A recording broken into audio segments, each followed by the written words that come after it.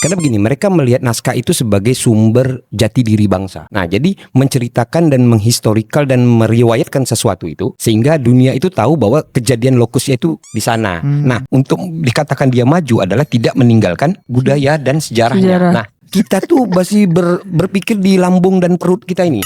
Belum sampai kepada sejarah itu penting sebagai sesuatu jati diri bangsa dan aset kekayaan milik negara. Nah, ini sebenarnya aset.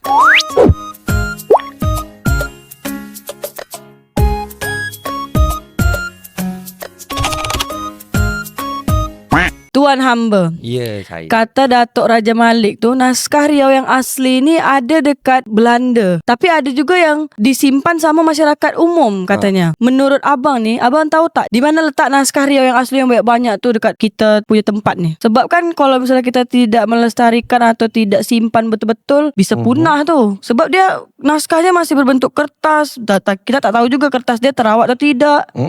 Abang tahu tak dekat mana letak dia? Nah, salah satunya betul juga pertanyaan adik ini kan menyangkut kita harus bisa mengkritisi kan pentingnya sumber-sumber sejarah primer manuskrip berbentuk tulisan itu penting gitu kan. Karena sekarang ini kan bentuk kepedulian terhadap naskah-naskah ini kan menjadi sumber literasi kan Dek. Sebagai bentuk objek otentik keaslian dalam sebuah cerita atau sebuah narasi. Semenjak abang dulu dari kecil lah ya sampai dah umur sekarang tuh memang babang banyak melihat naskah-naskah kuno tuh selain dia bercerita tentang kitab perbekalan dan juga keilmuan tentang kisah di dalam masa kerajaan dulu, itu yang menjadi catatan sejarah lagi gitu ya di dalam kerajaan seperti undang-undang tubuh kerajaan, aturan-aturan yang dikeluarkan oleh kerajaan itu kitab-kitab itu banyak di luar negeri gitu deh. Salah satunya juga ada di Museum Leiden, ada juga di Inggris, ada juga di Lisbon pun ada juga kadang. Nah, tapi yang lebih penting lagi juga ada di salah satunya kayak Gurindam ya. Gurindam 12 itu naskahnya ada di Arsip Jakarta, Gedung Museum Jakarta. Nah, tapi yang lebih penting lagi nih kan kita harus memahami juga yang di daerah kita nih kan seperti yang di lokal-lokal ya. Orang tua kita nih dulu nih kan bukanlah buta-buta huruf juga. Mereka tuh punya naskah-naskah yang menyangkut yang itu ada resam. Ada resam tuh walaupun dia normatif yang tidak dituliskan kadang diceritakan gitu deh. Nah, itu banyak tersimpan di orang-orang tua kita lama sebagai tunjuk ajar dari guru ke murid ya kan, dari orang tua ke murid dan menjadi dasar-dasar sebagai sumber narasi, literasi, adat istiadat kebudayaan Melayu Kesultanan Riau Lingga. Nah, itulah menjadi dasar untuk kalau kita sekarang melihat adanya nikah kawin gitu deh, ada istiadatnya itu banyak terkumpul. Kalau adik mau lihat itu kalau tentang agama lah ya. Nah, itu adanya di Masjid Penyengat. Nah, itu kalau adik pergi ke sana itu banyak sumber-sumber yang belum terselamatkan ya. Dan yang kedua juga belum terdigitalkan, itu penting kalau terdigitalkan. Yang kedua juga kalau sumber-sumber sejarah yang bersifat cerita kerajaan, naskah-naskah kerajaan dulu itu banyak di dalam Balai Indra Sakti. Ah, itu adik tanya Oh, yang di Pulau Penyengat ya? Ah, itu bersumber di tempat Yayasan Raja Malik. Nah, itu salah satu. Nah, kalau di Tanjung Pinang, kita terus penting harus tahu juga di manakah sumber-sumber naskah kuno manuskrip itu yang bisa kita lihat real nyata sebagai rujukan pemikiran kan. Nah, itu kita harus mengunjungi Balai Pelestarian Budaya. Itu sebenarnya dulu Balai Pelestarian Kajian Sejarah itu juga di daerah Jalan Pramuka. Itu sebenarnya kalau kita banyak ingin tahu sejarah-sejarah orang-orang terdahulu, manuskrip-manuskrip itu awal-awal terkumpul di sana gitu deh. Menjadi sebuah kajian dasar bagaimana kok muatan lokal ini ada sejarahnya dalam pelajaran sejarah. Nah, dulu itu naskah-naskah ini pernah dikemas di sana gitu deh. Balai Pelestarian Budaya itu dan sejarah itu di sanalah tempatnya. Nah, kalau hari ini orang ingin tahu, ya mestilah pergi ke daerah Jalan Pramuka. Di sana ada salah satu juga sumber sejarah yang kita harus tahu juga di situ kan, supaya masyarakat-masyarakat yang nanti mungkin hari ini tidak bisa memelihara atau merawat lah ya naskah-naskah yang dianggap penting untuk saat ini sebagai sumber otentik sejarah, ya bisa gitu dipindah rawatkan, minta tolong dirawatkan menjadi aset kekayaan intelektual sejarah negara kan. Nah, itu kan penting juga. Jadi ada kontribusi gitu deh. Jadi sekarang anak-anak jadi untuk mencari literasi tentang sejarah bisa tahu gitu otentiknya di mana. Nah, itu sih. Oke, Bang Tuan hamba saya nak bertanya juga. Kata Datuk Raja Malik, kita ni orang Kepri ni sering berebut dengan pembeli naskah Riau yang asli yang berasal dari Singapura sama Malaysia. Nah, sebabnya karena banyak naskah-naskah Riau yang asli itu diterbitkan di negeri Malaysia, Singapura. Macam mana tuan? Nah, itu pertanyaannya mulai itu. Sebenarnya itu paling menjadi poin dari inti kritis saat ini ya.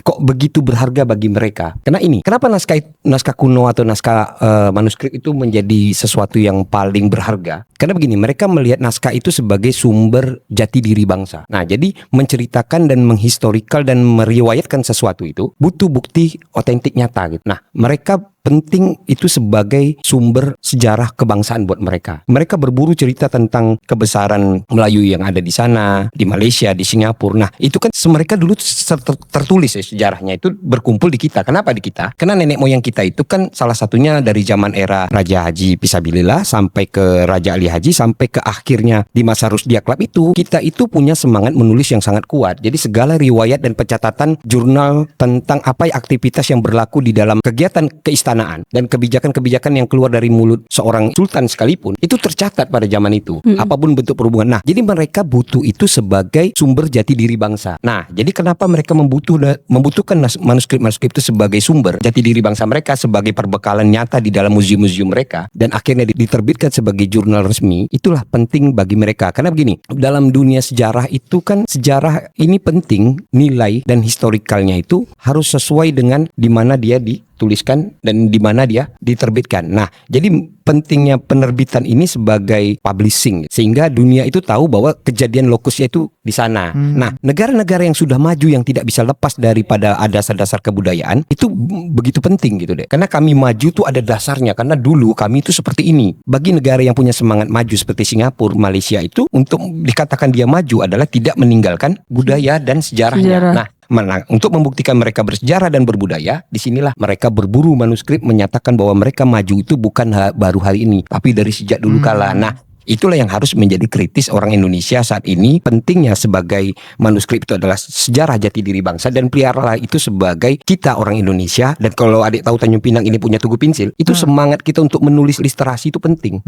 Karena daerah lain belum tentu gitu deh punya semangat literasi seperti Tanjung Pinang tuh punya Tugu Pensil. Menulis dan menyelamatkan manuskrip pemikiran nenek moyang kita itu adalah sebagai kolektif semangat bersama bahwa kita adalah bangsa penulis naskah. Nah, jadi kumpulkan, riwayatkan, kalau bisa terbitkan bahwa ini memang aslinya dari daerah kita Tanjung Pinang. Nah, sebagai sumber inilah yang Abang bilang tuh. Oke, mungkin untuk sebagian orang yang tidak terlalu memperhatikan sejarah, mereka tidak terlalu memperdulikan, Bang ya. Iya. Ya, bagi mereka yang menganggap ini sebagai suatu hal yang penting, makanya itulah yang diperebutkan antara Singapura sama Malaysia. Yang jadi pertanyaan ini Indonesia diam-diam aja gitu, Bang. Ya, karena kita belum fokus kan, kita belum menjadikan sejarah Indonesia itu sebagai rekonstruksi arah ke depan bangsa 5.0 atau 4.0. Negara-negara seperti negara maju Amerika, Inggris, Eropa lah, khususnya China hari ini semua mengambil latar belakang kejayaan empire nenek moyang mereka sebagai sumber hari ini aku membangun peradaban kan gitu. Nah, kita belum masuk kepada memikirkan macam mana ke depan itu Indonesia arahnya seperti Nusantara pada era kapan gitu kan. Nah, jadi kejayaan kita itu keterhubungan terhadap dunia. Nah, sementara saat ini kita masih sibuk, Indonesia ini ribut tentang berapa harga beras. Oke. Gas asli Ngantri 12.000, gas. Bang. Nah, kita tuh masih berpikir di lambung dan perut kita ini. Belum sampai kepada sejarah itu penting sebagai sesuatu jati diri bangsa dan aset kekayaan milik negara. Nah, ini sebenarnya aset. Sama ini juga Bang, Datuk Raja Malik tuh ada cakap juga. Jadi naskah Riau yang asli, asli yang lama tuh, dia sudah dialihkan aksara, tapi belum mampu untuk digitalisasi. Kalau seandainya nih belum ada support dari pemerintah, sebenarnya apa yang akan kita jadikan langkah selanjutnya sebenarnya? Apakah kita biarkan aja nih Malaysia aja terus yang cetakkan kitab-kitab lama kita tuh, dia terbitkan aja di Malaysia, di Indonesia ini tak usah lah gitu. Atau macam mana? Iya sih. Tapi di sini kita harus memberikan suatu effort dan support nih. Semangat yang paling penting supaya Datuk Raja Malik ini tidak berpikir sendiri, ya kan? Tidak bekerja sendiri. Nah, jadi kita butuh kerja kolektif antara masyarakat, pecinta sejarah, penikmat sejarah sampai ke pemerintah itu sendiri, agar apa yang diusulkan oleh Datuk Malik ini tidak menjadi sebuah hal yang sia-sia. Karena Datuk Malik itu tahu nilai daripada sebuah naskah ini. Karena adik pikir tak, zaman sekarang bagaimana kita orang yang sudah terdigitalisasi tanpa data gitu kan, kita bisa rasakan gitu, hidup tanpa data itu hancur gitu.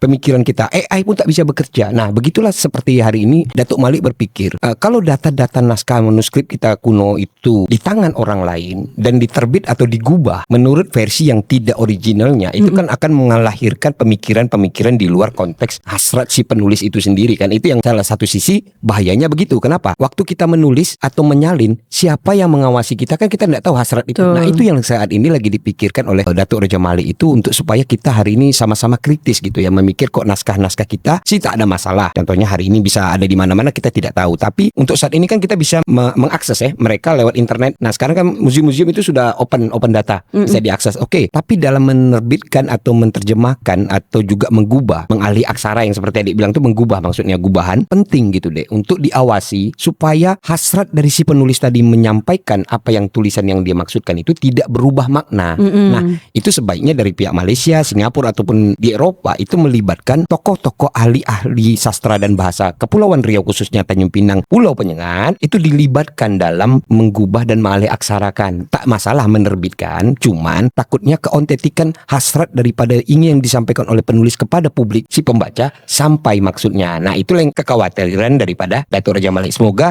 kegiatan kita kali ini kita bisa sama-sama nih berjuang mensupport Datuk Raja Malik kan, supaya dia tidak kerja sendiri gitu dalam menghimbau kawan-kawan yuk peduli terhadap naskah nenek moyang kita yang lama kan gitu. Ya kayak ibarat kata kalau misalnya contoh nih, kami bercakap dengan abang curhat, nanti abang sampaikan ke orang lain pun mungkin beda aja kan. Bisa beda. Itu masalahnya itu keontentikan. Tapi Bang Tuan Hamba, yang jadi masalah sekarang tuh begitu banyak naskah-naskah yang diterbitkan Malaysia. Sebenarnya itu kita diuntungkan, artinya sejarah tuh selamat. Diselamatkan dengan orang yang masih peduli dengan sejarah. Tapi bahaya juga Bang buat kita. Ada bahaya dia kah? Ada bahaya dia. Sebab kita tuh sering dituduh pro ke Malaysia, tidak nasionalis. Ibaratkan orang kita ni orang Pinang dekat dengan Malaysia, dah lah bahasa mirip. Mereka posting mereka terbitkan naskah pun kita support juga. Ni sekarang kita ni orang Malaysia atau orang Indonesia gitu Bang. Sampai disuruh balik. Dia bilang balik kau ke negara engkau katanya. Jadi betul, kekhawatiran adik itu mengakibatkan hari ini pihak netizen dan juga para penonton lah ya, ada sebagian daripada kita yang masih hari ini gagal nalar ya.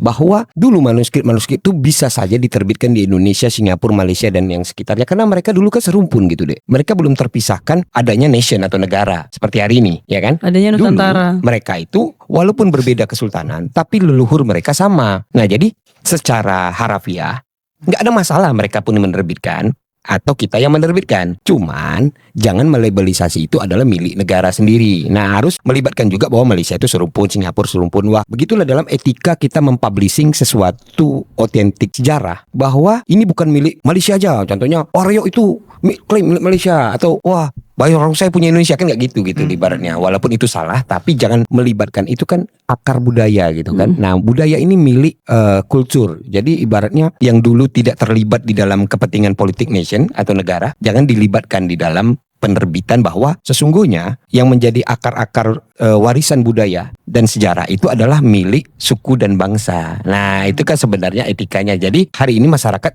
tidak tersesat lagi dalam menalar bahwa wah itu dulu wajar lah. Nah itu kan memang sejarah milik kita bersama gitu kan. Kayak kita lah hari ini kan kita suka nonton Korea kan, ya bebas-bebas aja gitu loh. Walaupun itu kejadian di Korea kan kita seperti mengalami. Berarti Bang Tuan Hamba yang kayak gitu-gitu tuh, netizen yang suka cakap dan serang-serang kita abaikan ya Bang ya? Abaikan, karena kita tidak mungkin menurunkan IQ untuk meladeni hal-hal yang begitu gitu loh. Oke, karena kecerdasan bangsa itu penting gitu. Tak sekolah orang. Oh, ke bulu aku.